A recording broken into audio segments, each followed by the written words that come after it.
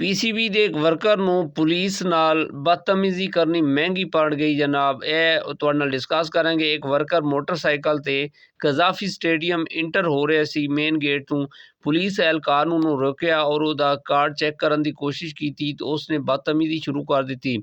ਫਿਰ ਆਪਣਾ ਉਹ ਬੰਦਾ ਗਾਲਮ ਗਲੋਚ ਤੇ ਉਤਰ ਆਇਆ। ਫਿਰ ਪੁਲਿਸ ਅਹਿਲਕਾਰ ਨੂੰ ਉਸ 'ਤੇ ਗੁੱਸਾ ਆਇਆ ਔਰ ਪੁਲਿਸ ਅਹਿਲਕਾਰ ਨੇ ਉਹਨੂੰ ਥੱਪੜ ਰਸੀਦ ਕਰ ਦਿੱਤਾ ਔਰ ਬੰਦਾ ਬੜਾ ऊंचा ऊंचा चिल्ला रहे सी और पुलिस एहलकार नूं बुरा भला कह रहे सी।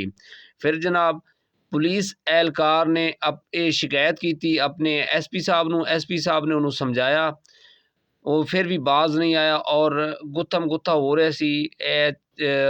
पुलिस ने मजीद जिहड़ी उन्होंने समझाने की कोशिश की लेकिन फिर भी बाज नहीं आया।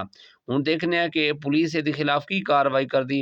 ये वाकया कज़ाफी स्टेडियम लाहौर दे विच होया है जनाब।